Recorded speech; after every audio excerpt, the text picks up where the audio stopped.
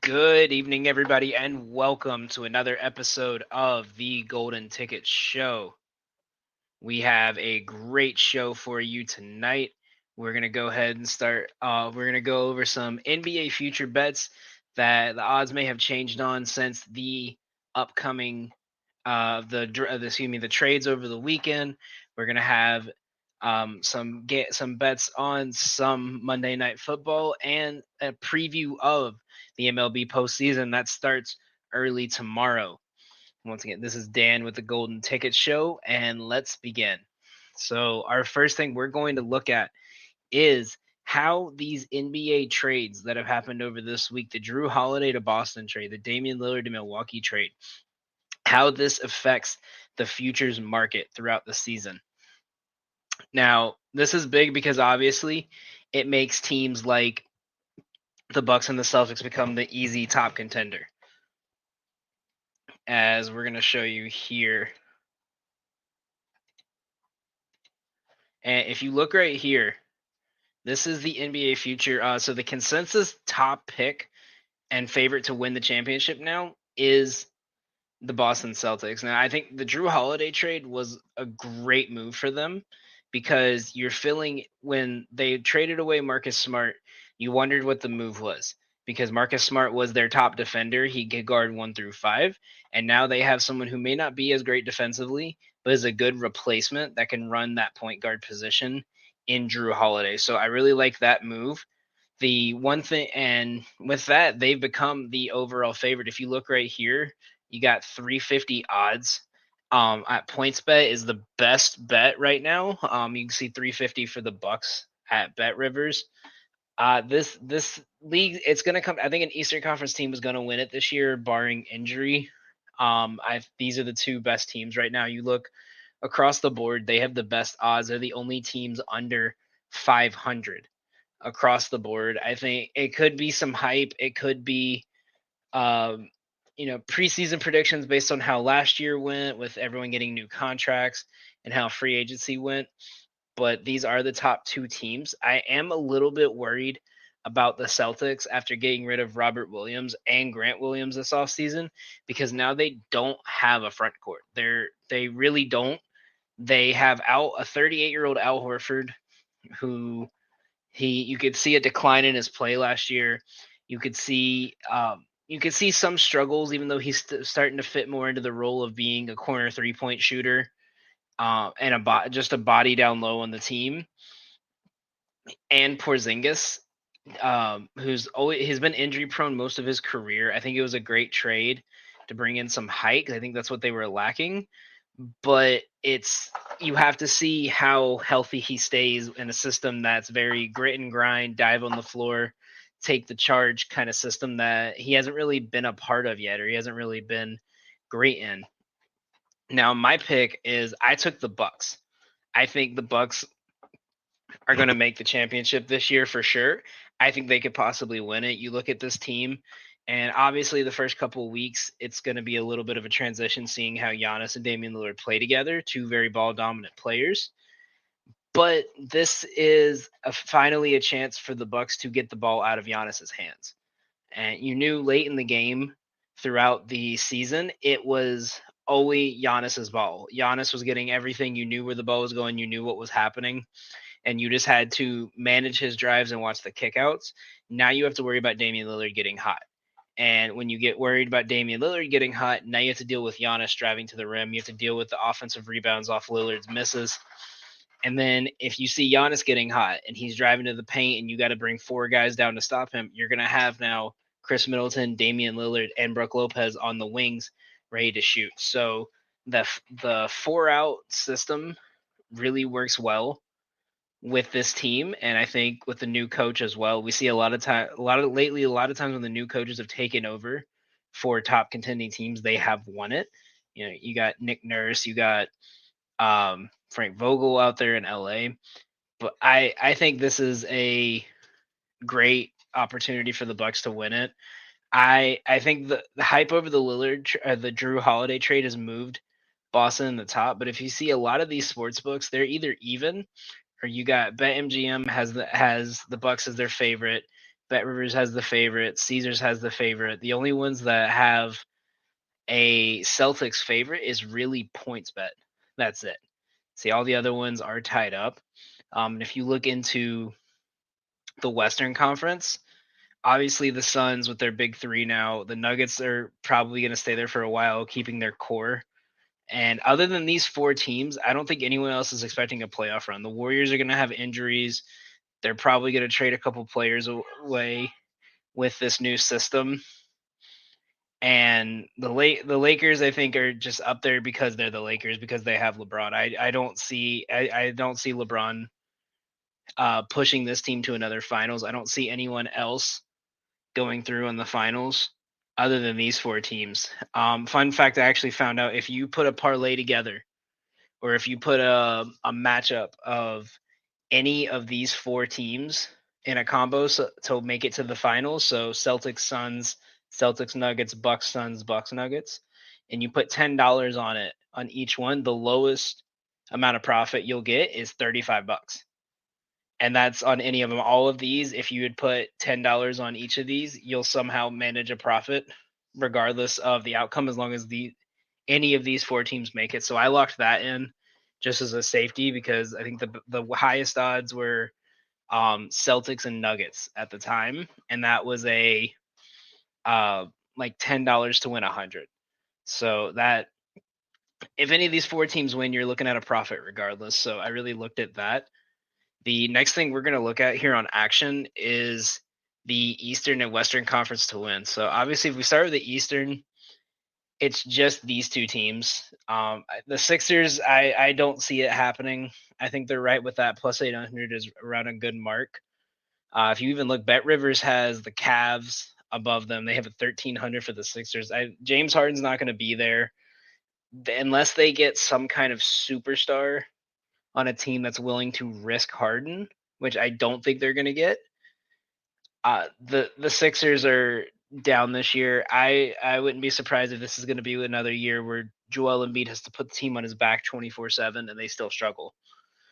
So I like these two right here. I still give credit to the Bucks. I think the Bucks are going to have a better time. I think they're more of a well-rounded team overall, versus the Celtics are still the Jason Tatum, Jaylen Brown show. It's just now they have an additional complementary piece. The Bucks really didn't lose anyone, but they did. Other than Lillard, they did not they lost Grayson Allen, but that's about it. And the problem I see with the Bucks is that they don't really have a bench system now, because you're gonna have to start Connaughton. You're gonna have to hope Margin Beauchamp comes out really well. You might even have to start Giannis's brother, which I really don't think they're going to want to do that. I think they're going to have to make a couple moves for some draft picks at the trade deadline to get a couple role players and bench pieces to really stay. I could see a potential, if the Pacers struggle and they're looking like they're out of playoff contention, I could see a potential Bruce Brown trade for a couple draft picks and get a good solid role player that you can start at the 2 if you need to, or you could bring him off the bench behind Middleton and behind Giannis if you need to. So I still see the Bucks winning. If you look, it's wild to think that most of these books have, other than PointsBet because they have the Celtics, but all of them have a favor of the Bucks, but the rest of them have favored Celtics to win it all. So that's interesting to see that a lot of these books will think the Bucks will win, but if the Bucks don't make it and the Celtics do, they think the Celtics will win it all. If we look at the Western Conference here, obviously the Nuggets are going to be the number one. It's kind of almost an easy assumption every year, unless they lose like half their team, that the team that wins the championship is always the highest favored betting odd.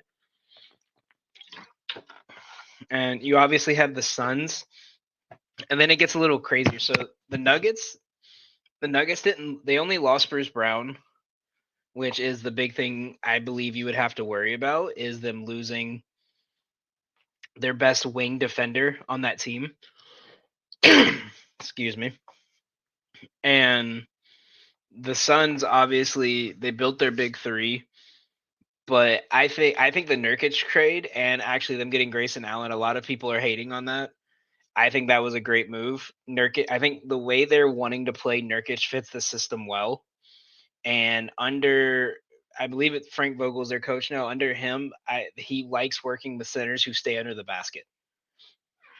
We saw that a lot in LA, where when he was there, Davis did not stretch the floor as much. He stayed underneath the basket and he played well. So I think this is a system that could work better for Booker and Durant, and it's more styled to getting Booker and Durant the ball, letting them run the floor. But the issue with that is Bradley Beal, because he does need his shots to get open.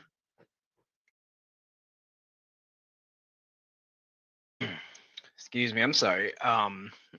And Bradley Beal needs his shots to get open.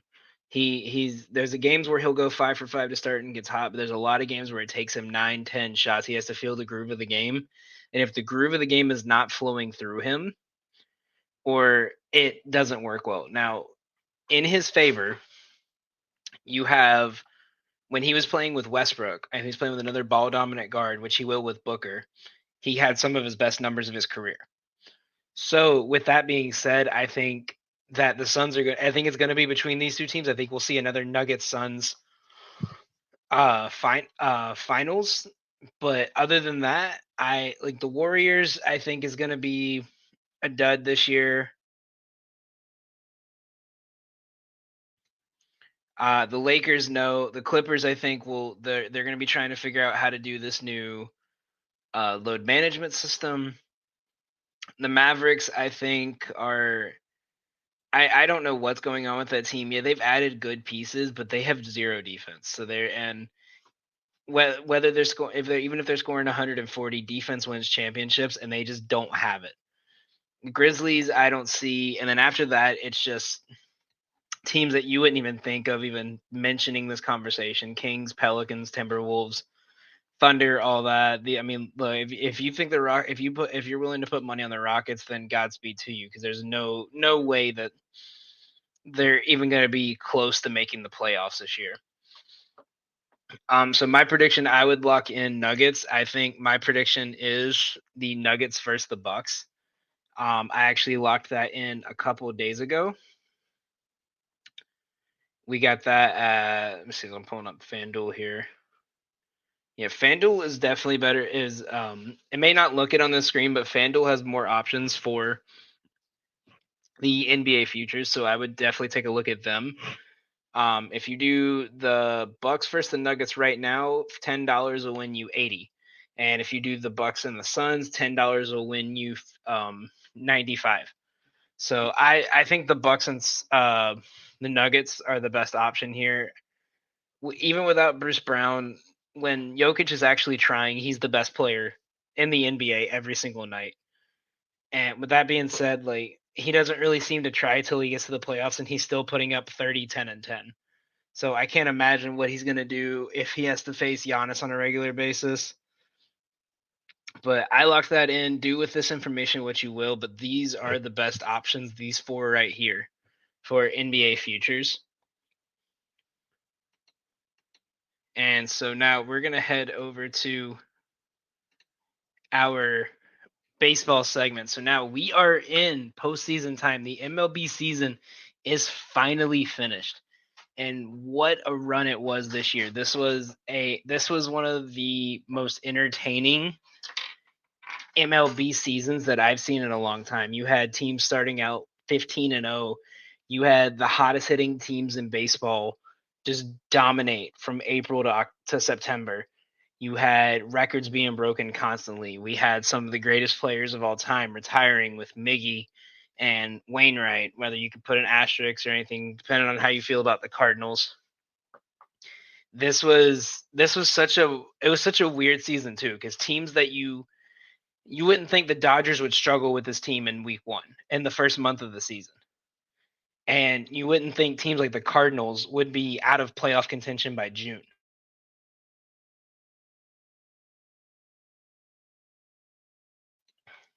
But, this has been such a weird season that I think this postseason is going to be one of the most entertaining to watch. But we're going to do a quick preview. If you look at the MLB postseason, you got if you told me the Orioles would make the playoffs, I could definitely see that. But if you told me the Orioles would be the number 1 seed in the entire AL, I would think you're crazy. We're gonna pull up the bracket real quick on the MLB website. If you look at these are I don't see a series that looks like it's gonna be a blowout or it's gonna be a sweep. Now, is there gonna be a sweep? Possibly. It's a 3-game series. You got to in the first round. You got to win 2. But you look at these matchups. You got in game 2 for Arizona. Game 1, they're starting Brandon Pfaadt. Not too sure about that. But game 2, you're gonna have Zach Gallen against Brandon Woodruff, and that's gonna be a great matchup. You got Wheeler and Luzardo for game 1 here. You got Gossman and Lopez, Montgomery and Glasnow. This is gonna be fun baseball to watch. We're gonna give our quick prediction real quick. I think that the way the Jays have played is just so unpredictable, and the Twins have been so quietly solid that you don't hear much about the AL Central because it's boring. But the Twins put up 80 to 90 wins every year for a reason. They're a very solid team, whether injuries hurt them or not. And with that being said, I would give the Twins the win in the first round there.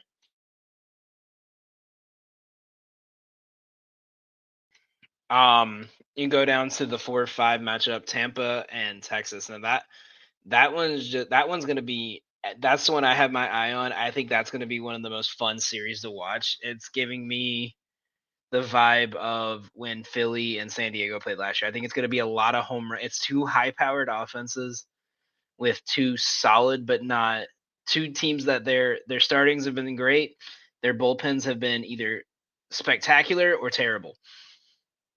I think this is going to be one of those series that every game is going to be high scoring. It's going to be fun to watch constantly. And with that, I honestly think Tampa's going to pull that one out. I think Texas just doesn't have the pitching to combat the hitting. If you look at all their pitching matchups that are supposed to be happening, all of them favor the Tampa Bay hitters. So I think Tampa pulls away with that one. I think it's going to go to 3 games, but Tampa's going to pull away with that one late. And on the NL side, I hate to say this because I've really liked how they've played this year. Arizona's going to go out. The Brewers are getting hot right at the time that the Diamondbacks are starting to cool off. So the Brewers are just I think they're gonna wipe the floor. I think that one might be a sweep, but it's gonna be a very entertaining series to watch. And there's gonna be Brewers Dodgers. And if we go over to the other one, I don't want to see the Phillies. As a Braves fan, I don't want to see the Phillies. We've played well against them this year, but that's just the one team that always worries me. I never cared about the Mets. I don't really worry about the Dodgers. The Phillies are the team that always worries me because they somehow always can get our number at the worst possible time. So I think you got to go Phillies to win that series. The Marlins have been playing hot, but Phillies bats are hotter. And if you go to the DS, I'm gonna say I think it's gonna be the top 4 seeds this year. I don't think we're gonna see a year like last year where most of the wild card teams played great. I think Orioles are gonna take down Tampa, but that's the one I really want to watch because this is the first time 95% of those players have played in the playoffs. So we really got to see what they're made of at this level. Houston's just gonna take care of Minnesota. That one's just not even a question. And then you look over, and I think the Brewers and Dodgers, I think, will be close. I think the Brewers are going to somehow come away with a couple here, and they're going to force it to be close. But I think at the end of the day, it's still the Dodgers. Their pitching has been very shaky this year, but I think they still have what it takes to get past the Brewers. And I got to go Braves. I'm taking the Braves all the way. We can go ahead and put that. They're going to beat the Dodgers. They're going to win the World Series no matter who they play. That's my favorite team. That's one of the best teams in baseball. This team has not slowed down. Their longest losing streak was, I think, 5 games this year. It was right after they had just clinched the title and they were switching lineups around constantly. I think this season has been poised for the Braves to falter at any point. It was just like Tampa. Everyone was waiting for the drop, and there has not been a drop. It's just been constant power. Like they have one of the best pitching staffs, and they only had 3 starting pitchers for majority of the year. Now they don't have Morton, and Elder did not pitch last year in the playoffs, so that will be something to watch because the last time Elder faced the Phillies, they ripped him apart. So that's something to really watch out for.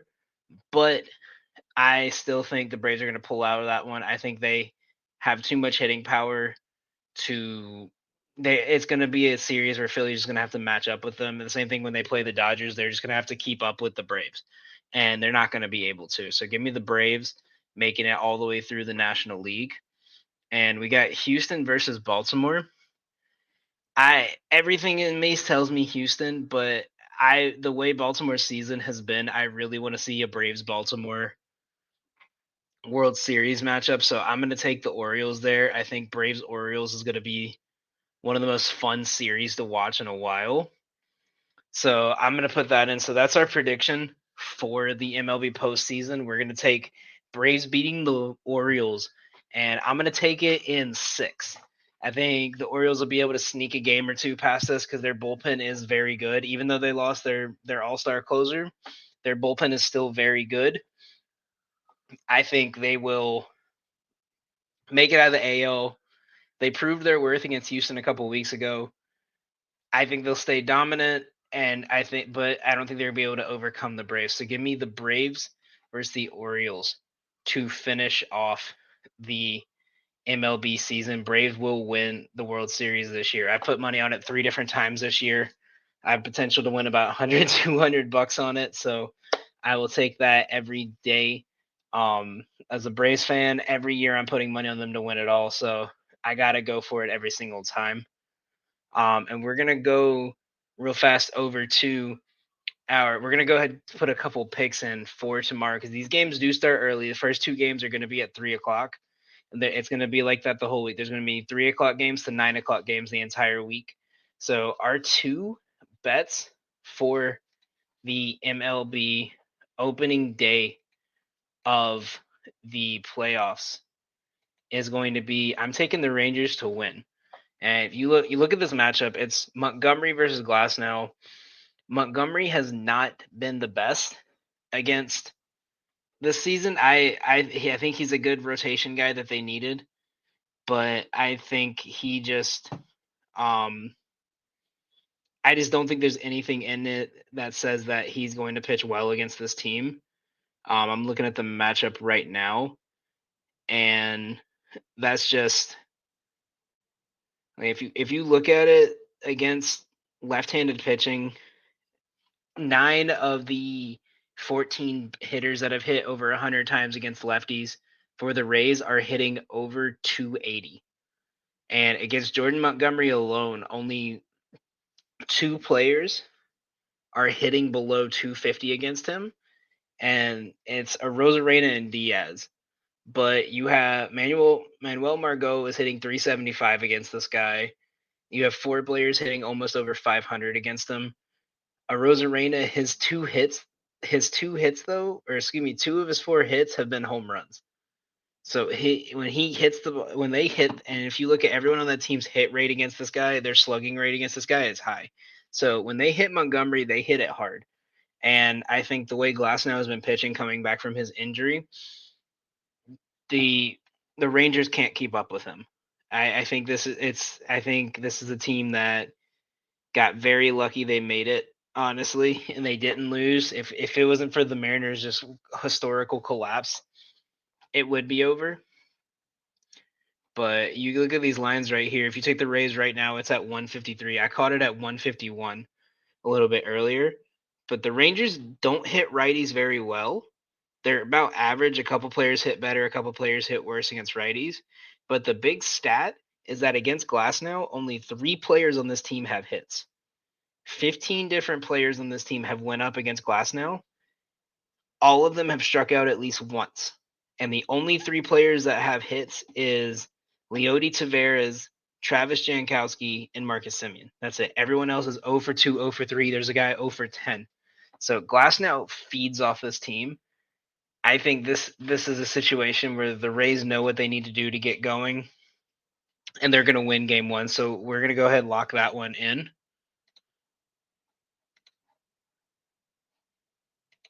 And we're going to go to our next one. This will be our final baseball prop, and we'll get into the NFL games coming up tonight. Diamondbacks and Brewers. We're hammering the Brewers money line. There's a couple experts here on action that have went against my pick, but I love this pick. Fat has not been well this year. Corbin Burns has been not himself, but he's been better than normal. And for a game this low, I think the way the Brewers are playing, they've been too hot lately, and the Diamondbacks have been very. I would say they've been very lucky. They've won a lot of their games, but it's been off injuries, bad plays, having to fight back in late inning situations because they were giving up a bunch of runs. And I think this is a Brewers team that their pitching staff can hold it down well enough to keep that from happening again for the Diamondbacks. I think they could shut this team down fairly well. So again take this line. If you take it, careful if you take it in the morning because the line could be moving overnight. It more than likely will. But if you look against Corbin Burns, and again, Fat has not pitched against this team yet. Corbin Burns pitched 13 innings. He's got a 4 ERA, which isn't the best, but it's not bad. Again, this team does not hit righties well. This is a big righty-heavy team. And if you look at the Brewers, this is going to be a matchup of two teams that don't really hit the opposite pitcher well. But the Brewers have been in this situation before versus where majority of these players on the Diamondbacks have not. So I would take the experience in this situation. If you look even here, the total over under, they could potentially go over that over. I'm not the biggest fan of that line. I think 4.5 could be a stretch for a game that's projected at 7.5 point runs. But I take the Brewers money line every single time. If you look, you can catch that. The best odds on it are going to be on either WinBet or DraftKings has it at 180 over in Jersey. This thing just keeps logging me into Jersey. I don't know why. The best line available is WinBet though. So I take this as you will, but that is probably going to be the best two bets for MLB today. And now we're going to get on to some football. So we're going to talk about our Sinister Six. We went up against Mr. Joe Winkle on a Sinister Six. We're going to start joining the Sinister Six for the month of October, see how we do.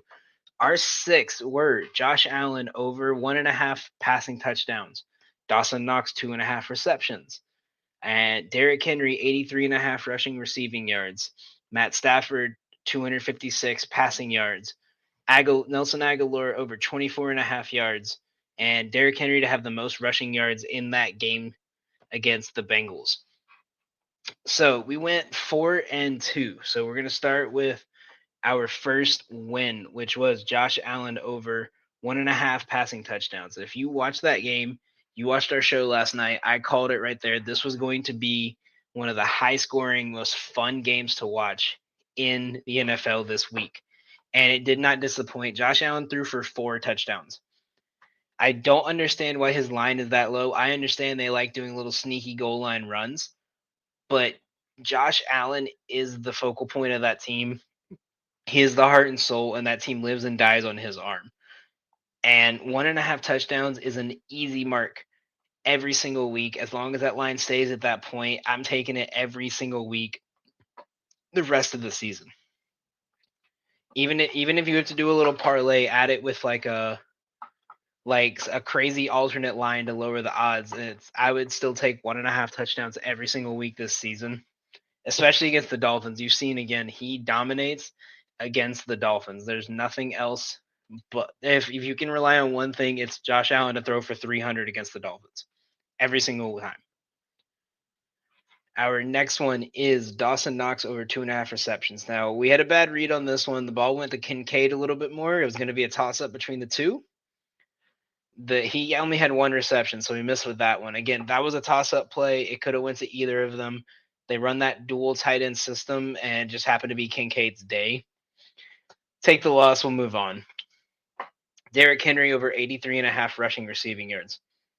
I said at the beginning of the show yesterday, the Bengals do not play well against the run, and they showed it again today. Derrick Henry had 122 rushing yards against this team. He single-handedly put the Titans on his back and put the ball in the end zone and shut. He even had a passing touchdown. He had more passing touchdowns than Joe Burrow. That's how crazy this game was and how great Derrick Henry was. So that was an easy lock. We'll even look at that next week too. Going on to our fourth one, it was Matthew Stafford over 256 passing yards. Now, overtime helped us, but this line was going to hit anyway. The Stafford-Puka Nacua connection is going to be one of the best things you'll see this whole season. Even with Cooper Kupp back, I think Nacua is still going to get almost 100 yards every game. It adds more to that offense, and it could potentially put the Rams on track to potentially – I don't think they'll win the division this year with the way the Niners are playing, but it puts them on track to fight for a wild card spot. And that's what you want to see for this team is every game has to be win now mode. So they have their secondary is still kind of rough, but we have to see what they're going to do. But Stafford and the Puka Nacua connection is going to be a cash every single game. Our next one is Nelson Agholor over 24.5 yards. This was a bad read by me. I thought I saw something I liked. Trusted my gut. My gut failed me. Agholor did not get a target until there was 2 minutes left in the fourth quarter. He had 1 target, 1 catch for 5 yards. That is gross. That is terrible. I don't even want to look at the box score to see, other than Zay Flowers, who was getting the ball. But that game was just so gross and ugly to watch with no Deshaun Watson, Lamar Jackson just picking apart this defense that everyone's been hyping up for months. We're just going to move on to the next one. So, and our last one was Derrick Henry to get the most rushing yards in the game. Obvious lock, 122. The next highest was Joe Mixon at 71. Easy win. I would say, I don't know why that odd is minus 160. I feel like it should be a lot higher. But if you see this bet every week and the line is under 200, I would hammer that every single time. So that was our Sinister Stick 6. We finished 4-2. Not sure how Mr. Winkle did. We'll check that out on Sunday. But 4-2 to start our Sinister 6 is pretty good to me. I'll take those odds every single day. And if we look back on our one bet for each game from our Golden Ticket show yesterday, we went 5-4. So I'll take that. Josh Allen hurt us on the passing attempts. Don't know. Cousins 250 and Jefferson 75 yards was just ugly. I don't know what's going on with Kirk Cousins this year. That was a rough one. Bears 7.5 alternate. I will stand on that pick. I do not care. I got so much crap for that. I knew the Bears were going to cover some form of a spread, and I knew that game was going to be less than a touchdown. So if you followed us too, we also covered Bears plus 3.5 as well. So that was a beautiful day for us. Tough day for Bears fans everywhere. Great day for me as a bettor. We switched our pick from the Baltimore money line to Baltimore Browns under with no Deshaun Watson. There was no offensive power. Final score was, I think, 28-3. Something like that. It wasn't even close. The under was 38, and they barely hit 30 until the last couple minutes of the fourth. So that was an easy win. Stroud 200 passing yards. Tank Dell 25 plus receiving. Stroud hammered that passing line. Dell did not get a catch. That ball was in Nico Collins' hand all day today. There was nothing else we could really do about it, but just sit there and let it happen. Any quarterback has a connection with a player, and they don't have like a guaranteed target like a Justin Jefferson, a Jamar Chase. This is going to happen every week. They're going to pick a new target that's going to expose the defense, and they're just going to hammer it till they stop it. Matthew Stafford have the most passing yards in the game. I said it again and again and again. When Matthew Stafford's playing against an inexperienced defense, he feasts. He had over 300 yards for the second time this season. Anthony Richardson did not look like he wanted to throw the ball at all. So that was an easy win. Mike Thomas over 4.5 receptions. Should have thought better of that one. I figured Derek Carr would be throwing the ball a little bit shorter. He didn't seem to not want to throw the ball at all. So that one was a tough loss. Just coming back from an injury. That was a bad read on my part. And we got Henry most rushing yards, like we mentioned earlier, easy win, and DeAndre Swift over 76.5 rushing receiving. Cash that with ease. So we finished 5-4 in our first 9 plays on our Sunday stream. And keep in mind, well, we're gonna post a couple builder props throughout the week. I think a new trend I really like posting. I don't know if anyone here also liked it. We posted the other day on our Twitter where I took 3 to 4 props for every game, for each game on Thursday and Sunday and Monday, and showed how often these have hit, the likelihood of it happening tonight, why it could happen, and giving you guys just some options where if you don't want to take my picks, but you see something you like, for example, if you don't like that we took, let's say we did Jefferson 75 yards, Cousins 200, and we added in like Bryce Young 200 yards, and you didn't like that, but you liked that Cousins 200 yards, you could have taken just that, and that way we put some builder options out there that we might not be taking. But if you're looking at a certain game, you need one extra leg, and you're kind of stuck, you don't know what to do. That's a good way for you to get some easy little builders.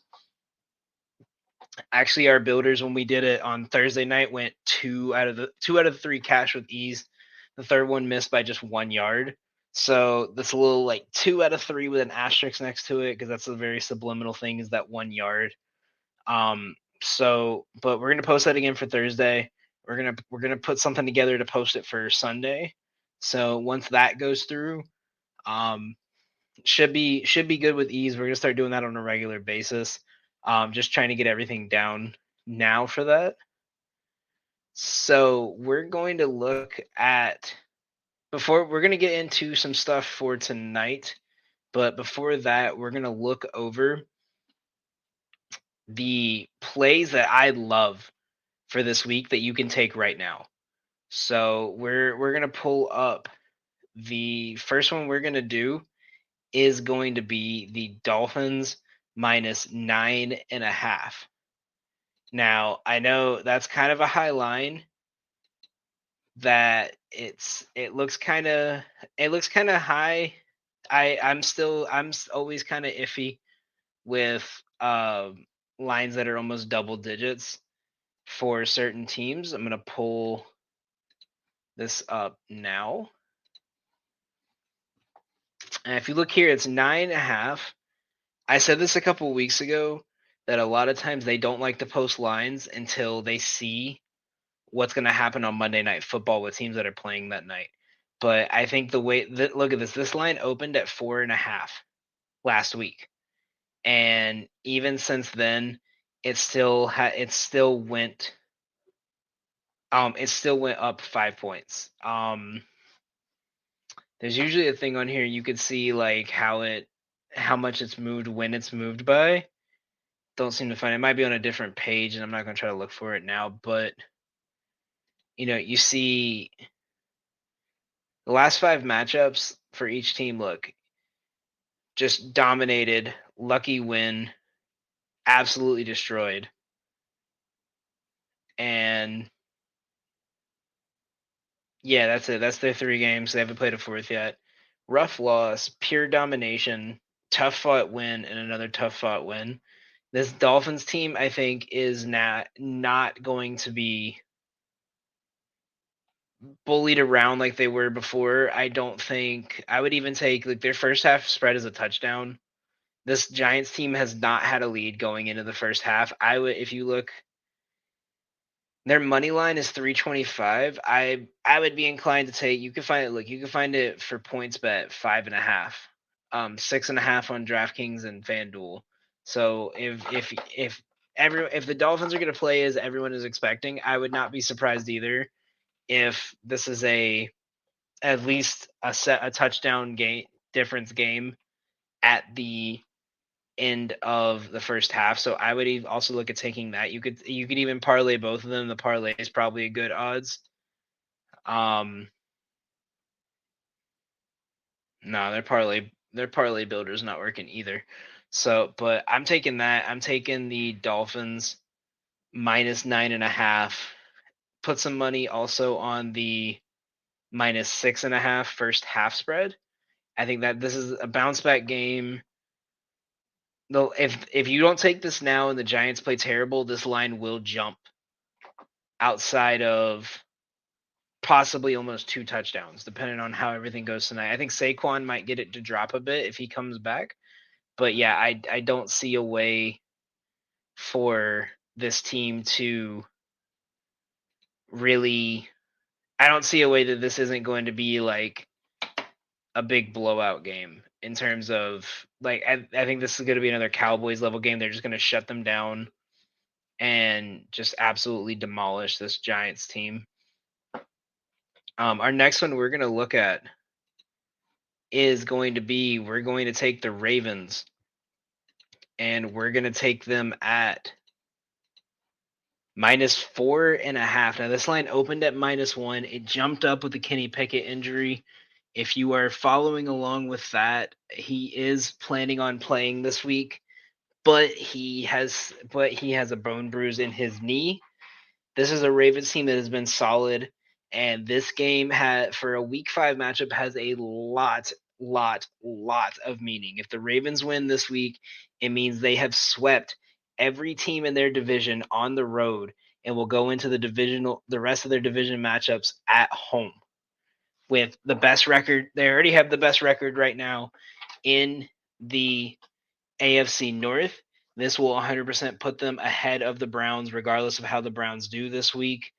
And it will give them essentially a home field advantage where all these teams are going to have to compete against the Ravens while being down 3-0 to the Ravens in the divisional rankings.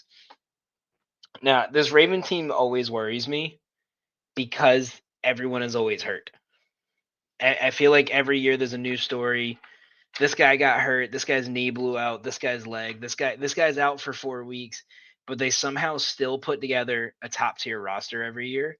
I think they would be winning the division every year if they could keep everyone healthy enough to keep their full top player on each spot in the depth chart on the field.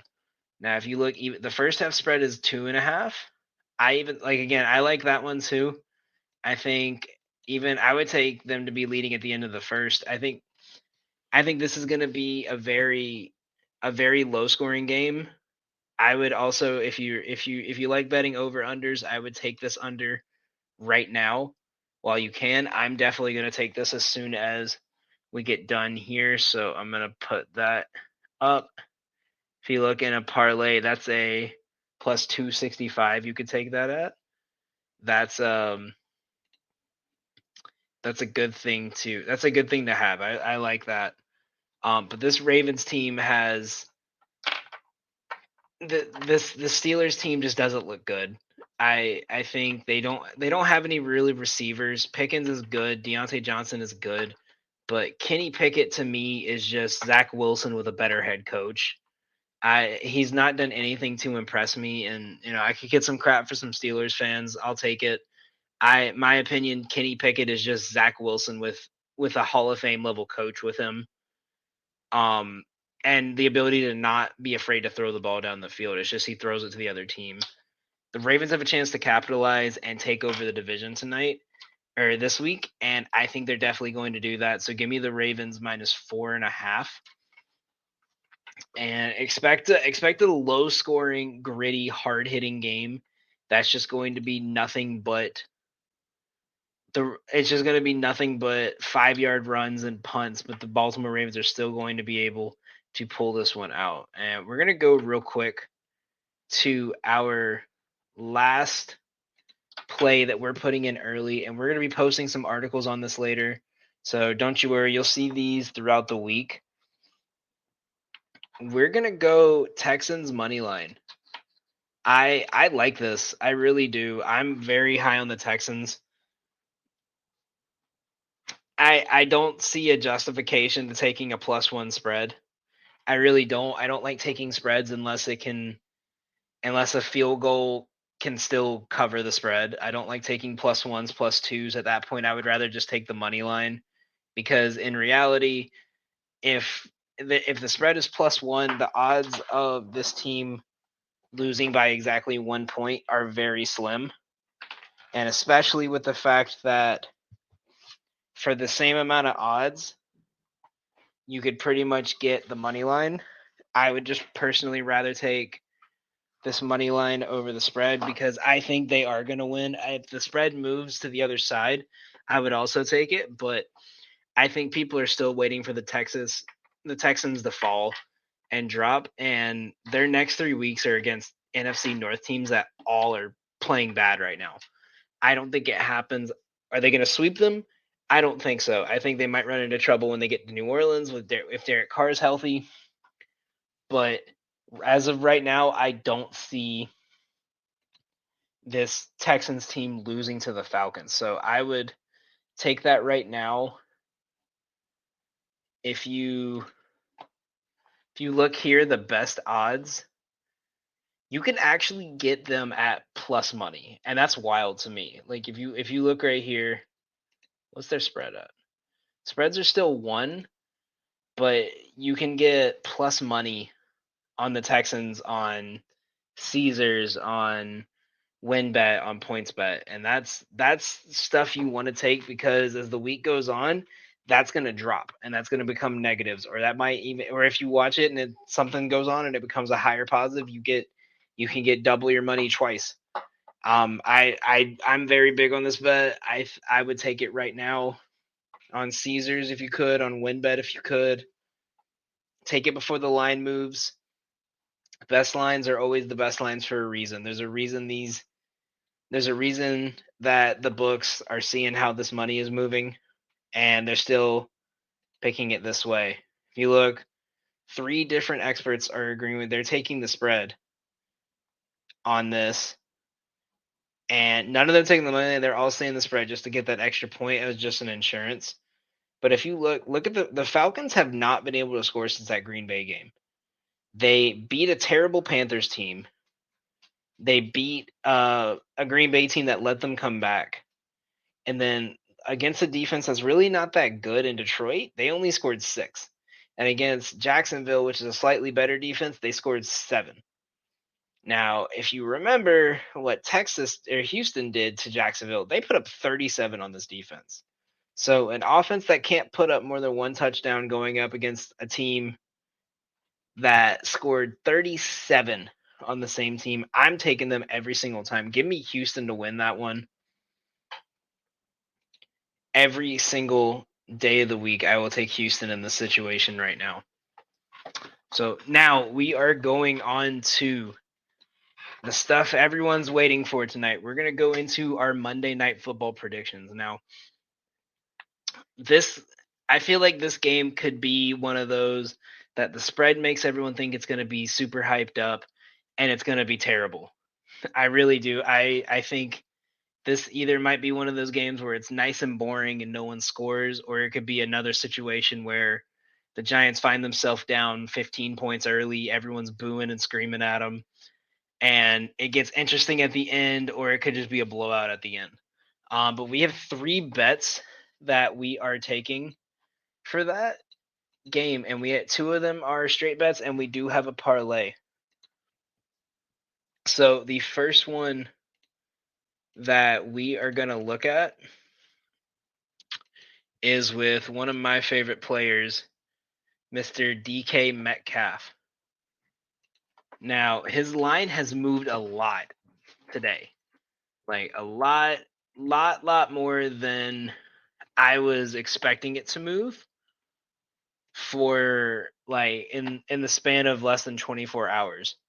Like that's not something I'm used to seeing out of this. That was definitely something that caught my eye. But we're gonna look. I caught his line today at 62.5 at about 9:30 this morning. Right now, let me share my screen with you to show you guys.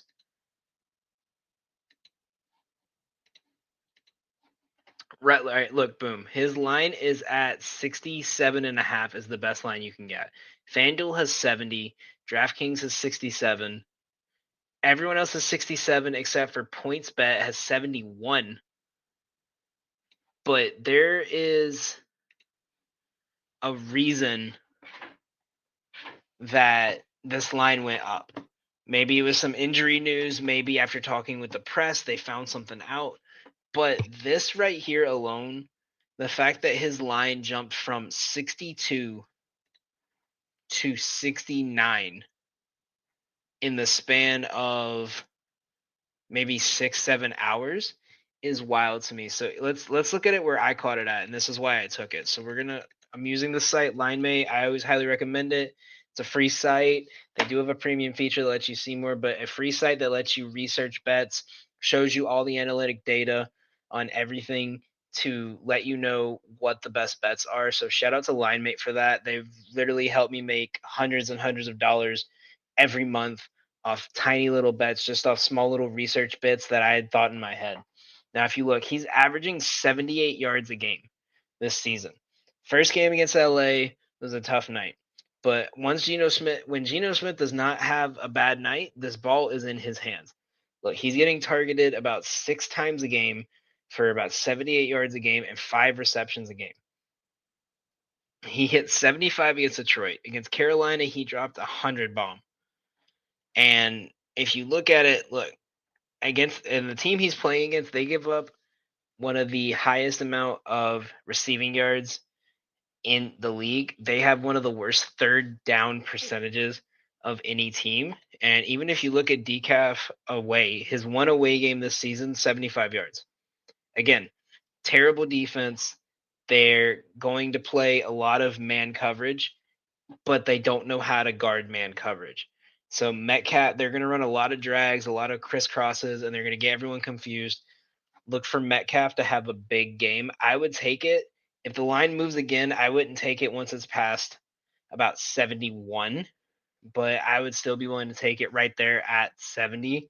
I wouldn't put as much money on it. I think I would maybe go about half a unit to a little, like about 6/10 or 7 3/4 of a unit. I wouldn't put a full unit on this one, but I would definitely take this one. I love that bet. I love this pick. This is just something. I believe this is going to be one of the best picks. I think he's going to go off for a big game tonight. The next one we're going to look at is Darren Waller. And again, another player. I think they think these guys are going to be chucking the ball today. Because Darren Waller's line, I picked it up at 47.5. And if you see right here, look, 51.5 on FanDuel. You have 49.5, 51.5, 50.5. These lines are all showing super high odds, super high yardage. This is a Seahawks team that has given up over 300 yards a game to every quarterback they face. They let Andy Dalton throw for 300 yards against them. Am I saying Daniel Jones is going to have a 300-yard game? Probably not, because this is still the terrible offensive line. But he's going to get the ball out quick, and that ball is going to be going to Darren Waller. They've led up one of the most yards to tight ends out of anyone this season. This is going to be a Darren Waller game. He's going to have a lot of catches. He's going to have a lot of yards. I would take this up to 51. If it goes any higher, I would stay away from it. But I took this at 47.5. He could very well get 50. It's just 3 extra yards. I would still take this one. And we're gonna do our last part. And I'm gonna show you guys. I don't think the screen showed, so I'm just gonna show you guys real quick on the app I was just talking about, LineMate. This is one of my favorite apps to use for everything. So look, we're on this DK Metcalf bet. 78 yards. You can look up different bets from players, different time frames, splits, whether it's home and away, players, teams against certain positions. You can alter the lines. Even if you put the lineup where it's at now, where it's at 70.5, and it's still 2 for 3 every time. This is gonna cash. Look at they're the 29th worst team in third down percentage and stopping them. This is just going to be a very high passing game. I like both quarterbacks to get yardages here. And watch, I'll even flip the book. You can flip teams. Find Darren Waller here. His receiving yards, look, they already have his line set at 50.5. So where I took it at 47.5, it's only hit one time this year. It didn't hit well against Dallas. Didn't hit two. The only teams that he has not hit this on were two of the top two defenses in the league, Dallas and San Francisco. And if you look, this is the worst team for receiving yards. This is the worst passing defense in the NFL. 32nd in receiving yards, second to last in receptions, targets, and third down percentage. This is going to be a very ugly game for the defense in terms of passing. I would take his receiving yards. He's averaging 44 a game. Like I said, he's winning against two of the best defenses in the NFL in his 3 games so far. He hasn't had much chance to throw it. I think that this is going to be the game for Darren Waller to get a big game. I think if you have him in fantasy, if you want to put him in your daily fantasy, I think this is the week to do it. He's going to have a big day today. And our last pick, we actually have a parlay that we're putting together. It is for Geno Smith to get 200 passing yards, Kenny Walker III, 50-plus rushing yards, and DK Metcalf, 50-plus receiving yards. All 3 of these have hit in 2 of 3 games. It's only hit in 1 of 3, like all in the same game. They've only converted this in 1 of the 3 games, and that was week 2 against the Lions. But all of these guys are projected to hit their regular lines by over 15 yards each. This should be a lock. If this game stays close, they are going to rely on Walker's running to be able to get Metcalf the ball. And if they get to the point where they're running every ball with Walker, it's because this offense is going off and Metcalf is cooking. So there you have it. There are our 3 best bets for Monday Night Football tonight. Seahawks versus Giants is starting just in a minute, so make sure you get those bets in as fast as you possibly can. We are going to have more bets coming out this week, so be sure to check out our Twitter at GothamGambling.com. We post everything from Premier League bets to NFL bets, NHL, NBA, MLB. All of that is going to be all over Prize Picks. Prize Picks gets covered. Sleepers gets covered. All of that's going to be on Twitter. We post them every day. Make sure you check out the For Frequency's Sake, For Fantasy's Sake Substack, because we post on there regularly as well. Keep updated with us, and let's cash in the books.